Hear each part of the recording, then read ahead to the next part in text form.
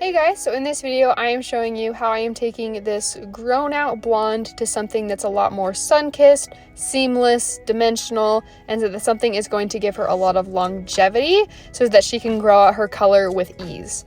So to start, I am doing 5N Redken EQ, 7NA Redken EQ, and 7N. She is about level 6 naturally with a little bit of a cool tone to it. So I want to just kind of match her natural. That way we don't have to worry about anything growing out funky. So with starting our color, we are going in and first doing the roots. I'm starting with her money piece area just to make sure that everything that I want to lighten is getting done first. But my assistant Alyssa is just going through and painting right over our line of demarcation just to make sure that we have a very seamless transition. So we normally in the past have just done a pretty solid baby lighted blonde, but she was tired of the upkeep, so we wanted to transition to something a little bit more low maintenance. So we are just going through painting the roots first. For any type of lived-in or dimensional look, I do like to use something that's either demi or semi-permanent. I do not like to go in with permanent because, let's face it, if you go to something a little darker, what if they change their mind and want to be blonde again? You do not want to have to worry about working through permanent color. So, but anytime you are transitioning to something a little bit more low maintenance and you're going for something like this, if you do have a very harsh line of demarcation, you want to make sure that you're not just going to where that line starts, that you're actually stretching that dark color like below where that starts. So that way you're making sure that it's going to blend super soft. The type of placement that we like to do with our colors is we like to have there be more depth in the back and more brightness through the front, and we like it to kind of sit on their head like a halo. So that way there's definitely a lot more depth in the back, and then it just comes kind of up to a point in the front. I personally found that that grows in the best. If you have your depth kind of creating a type of halo effect, it makes it so it can grow out a lot softer. Because if you have even just like a little bit of a baby smudge or something like that, even though you've brushed things through and it's really soft, everything will kind of grow out all on the same point. But with this type of a look, we want it to, as her hair grows, to kind of grow into more of like a balayaged look. So that way she could go, 6 months, 8 months or whatever between colors, and she's not gonna feel funky. So that's why you want to have a bunch of different, like, varying points where things start. So I had already but I had already done her highlights on the other side. So I'm just showing you how I'm doing her highlights on one side because it's the exact same thing. So I like to do my first few sections, like just full slices. I want to make sure that everything is super thin, so that way I get the amount of lift that I want.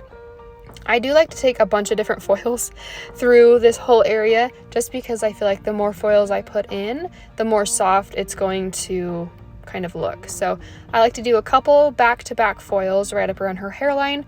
Since she doesn't want to feel like we went like drastically dark, we do want to keep a lot of that blonde still. And even though we're adding, depth throughout everywhere else and low lights and whatnot, if I'm keeping it bright up around her face, she ultimately is still gonna feel like she's blonde, whether she wears her hair up or whether she wears her hair down. So yeah, these first couple I do just back to back. Then I go in with my pre-sectioning comb. This one has just like my little baby weave with it. I like this one because it makes everything look really seamless. Nothing looks chunky or stripy or anything. So I like to kind of cut this back, like starting forward and going back towards the ears. That way it's going to feel really bright when she pulls her hair up. You want to make sure that you are mimicking what the hairline is doing and that you're following that. You're not just doing, a couple foils here or a couple foils there. You're actually doing what her hairline is doing. Because if you're just throwing a couple foils just right on either side of her part, when she pulls her hair up, she's going to feel like she has a skunk stripe. So you want to make sure that whatever you're doing, it's even on both sides and it really just mimics her hairline. because the color is supposed to be custom to her. Color is not a one size fits all, so you should be doing this depending on how their hairline. So if they have a little bit more of a receding hairline, or they have like thin patches, just make sure that you're capturing everything fully. So even when I'm changing up where I'm going throughout her head, I do always like to start with a couple, back-to-back slices. Once again, make sure everything is super, super thin. With these pieces, we will be going and smudging just a little bit, but I do like to leave like the very pieces like right up around her face, more all the way up, so that way, it's not so much of a shock that we went dark. But with her, when we were doing our consultation, I asked her, what ratio of dark to light do you want to feel? Do you want to feel a lot more light than dark, a good 50-50, a lot more dark than light? Some people, it helps them if you throw in actual like 70% light, 30% dark type of a thing. But if they show you any pictures, make sure to kind of break down that ratio to them, because with her, she loves her blonde, but she's just kind of sick of the like grow out. And so for her, she still wanted to feel very blonde. So for her, she chose the option of definitely a lot more blonde than dark. So with doing a very thorough, money piece and like highlight around her face, that will ultimately keep her feeling a little bit lighter than not. So I'm just going in and, finishing up my money piece. This was the only area that we added any lighter pieces, but that's only because we had about 2 inches of regrowth. So if your light pieces started like down further, and like let's say they had like a 6-month grow out line, I would recommend bringing some pieces up. This look works well just because we don't have tons and tons of regrowth. So I like to fold these foils really, really tight, just to make sure that when I am doing my like low light foils, that nothing is going to be dripping into these. So I like to make sure that I'm folding all my corners in. When I'm doing the money piece like right by her part line, I do like to do a couple more back-to-back sections versus the ones right by her ear, just because when you're doing the ones right by their part line, that is where you're kind of getting that full impact. But if you think about it with the money pieces, you want to make sure that you're kind of taking those on an angle and you're not doing everything completely straight back, because that is what is going to give you that like chunky or like thick looking money piece. If they don't necessarily want like a thick money piece, do what's called the rotating money piece. I do have a separate YouTube tutorial showing you how I do that. That is honestly how I am doing my money piece through here. So check that video out. I will have it linked at the very end of my video, but that is going to be super helpful. That is the type of money piece that I prefer to do with any of my lived in colors, because it gives you that like really strong impact through the front, but it doesn't make things look stripy at the top. So check that video out if you are wanting to know like a little bit more in detail and up closer of how I did this. But once I have moved away from like the very front pieces, I do like to do my use my actual like weaving baby like comb instead, and have more of a soft weave as it moves further back, because the goal is to have like brightest towards the face, a little bit more dimensional as we move back, and then the most dimensional in the back. That way it has a very like consistent feel to it, and it doesn't feel like stark blonde and then super dark everywhere else. This kind of helps things to transition a lot softer. But also during your consultation, make sure you're asking your client how bold or how subtle of a money piece they are comfortable with. If they want just a lot more impact through their through their ends, and they want things a little bit more subtle up top, just make sure that when you're doing your lowlights that you're weaving out the pieces that are blonde like right by her face, and you're just kind of keeping those ends out, and just start your lowlights a little further back. That is what's going to, in my opinion, look the best. I only decided to show my lowlights like not through the entire head because I feel like that would get very repetitive, but I like to make sure that I am just taking ultra thin sections. Since she wants to feel a lot more light than dark, you want to make sure that all of your sections are just going to be super dainty and super thin. I do like to make sure that anytime I'm going in before I start my lowlights, that the hair that I'm going to be leaving out is going to look really seamless and soft. As you can see there, I like to have everything on a little bit of an angle, leaving more depth through like towards the very back and angling up a little bit higher around her face. That is what is going to get everything feeling super soft. So I'm going in and I just do some really small little weaves, not even with my weave comb, but just weaving out a couple little pieces and doing those lowlights all the way through. Once again, for my lowlight, I am using the same root formula just because I want everything to feel very consistent from like roots to ends. So you adjust your lowlight, how many lowlights you do depending on, the ratio of how blonde to dark they want to feel.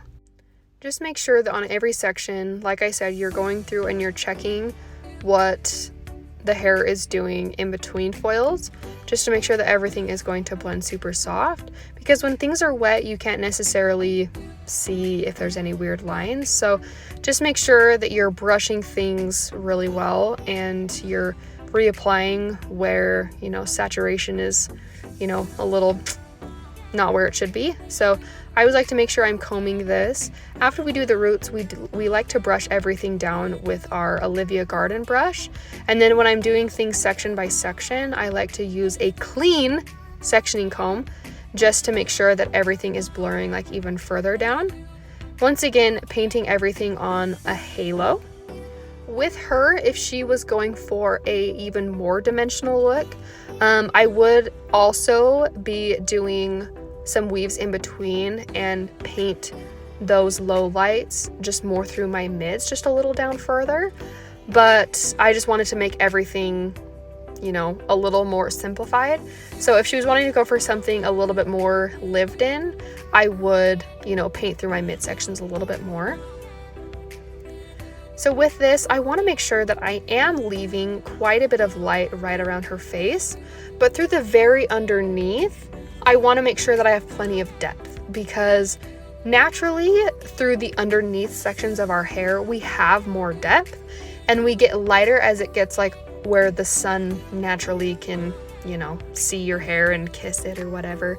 So you want to make sure that if you're adding in any type of depth, that you're doing more where the sun doesn't naturally see it. That is what is going to make it look the most natural.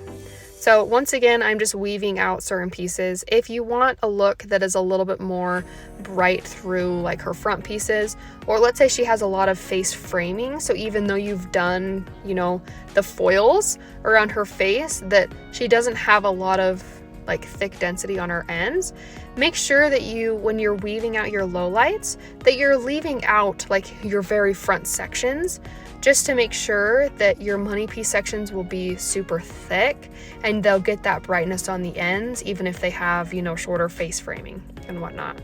So adjust your lowlights depending on, what ratio of dark to light they want to feel. Once again, I am going in with Redken SEQ 5N, 7N, and 7NA. When I am going in and root smudging my front pieces when I am toning, since I will be doing that on wet hair, I do like to go in with a teensy bit of a darker formula just to make sure that it actually takes. I love SEQ. Sometimes I feel like it is a little bit on the opaque side. So if you're lightening over blonde, and you already have like a root color that's been sitting on everywhere else, just use a teensy bit of a darker formula just to make sure that everything is going to be, equal and, the same shade that you want it to be. So you're probably wondering why I chose to do my lowlights in a foil versus doing the braided technique. The braided technique is great, especially if you want to add in quite a bit more depth, or if you're adding in lighter dimension, you mainly just want it through like the mids and the ends. So with this, the reason I decided to do traditional foils is because I knew I wanted a look that wasn't super dark and didn't have a lot of contrast with it.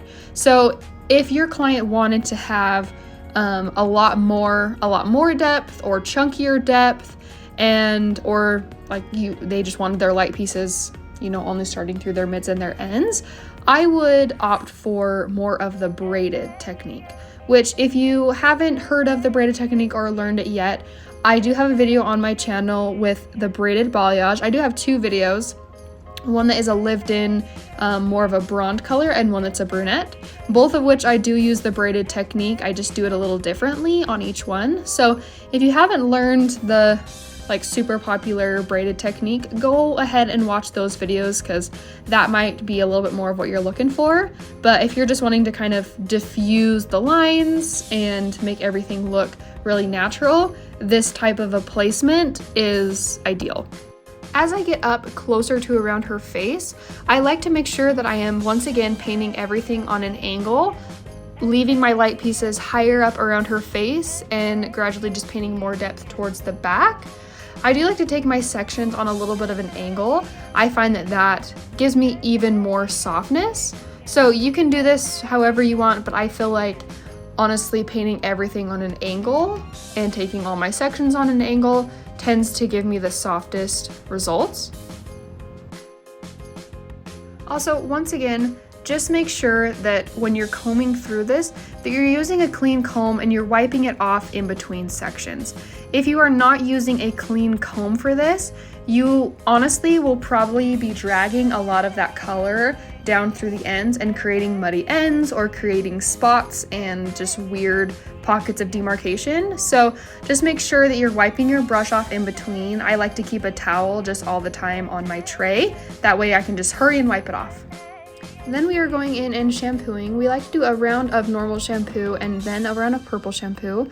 We've just found that the purple shampoo tends to take better if we normal shampoo first. I like to use Unite products primarily. They are my favorite. After we purple shampooed, we did use a milk rinse, and then we went in with 5N, 6NA, Shades EQ on just her money piece areas, and then 9P, 9T, and 9AG through the rest. We do like a little bit more of a cooler blonde, so I found that the AG gives me just enough warmth that nothing deposits purple or blue or silver or anything like that, but it gives me all the cool tones I need to make sure that we have no yellow or anything left over. With all of our glosses, we do like to let those sit on for about 15 to 20 minutes to make sure that we are getting the full maximum longevity that we can possibly get. Then we like to go in and round brush everything. For the most part, we are using our Babyliss blow dryers. Those are honestly our favorites. And we like to use either the Cricut or the Olivia Garden round brushes. I personally like the Olivia Garden one. I feel like it gets the hair super smooth. But once we have everything blow dried, I will be going in and trimming up her ends, making sure that we have all the split ends off. She is growing out her hair, so we are taking off more of a minimal amount. But I like to just dust the ends and make sure that everything is well surface trimmed and that her front pieces are just lightly dusted. I have personally found that this is the best way to keep your client's hair long, is by doing a very good surface trim. We do her hair about every, I would say 3 to 6 months or so, but hopefully with this color we'll be able to go a little bit longer. So you want to make sure that you are surface trimming and snagging all of the little areas, just to make sure that nothing's gonna be looking sad and frizzy and fried in, a week after she gets her hair done. So make sure to surface trim really, really well. Once we finish our cut, we are going in with our 1-inch Babyliss Nano Titanium curling irons. These tools are how we create our signature curls. You can use whatever type of curling iron you want. I do find that a 1-inch curling iron can give me either those really, really tight curls or those really loose beach waves, just depending on the size of sections you take. Make sure with whatever heat tool that you're using that you are using it on a safe heat. If your tool has a low, medium, or high setting, make sure to use it on about the medium setting. If you have degrees, use it between 365 and 385. That is typically a safe heat for most hair types. Once we finish, I do like to throw a little bit of oil through her mids and her ends, and a little bit of texture spray just to make sure that everything holds really well. Then once we're done curling, I do like to run my fingers through it just to make sure that everything melts together and is just really seamless and soft. So I hope you guys found this video helpful. If you have any questions, please leave them down below. This is how our after turned out. It's soft and it's sun-kissed. It's just really beautiful and really soft. Thank you so much for watching, and I will see you in the next video.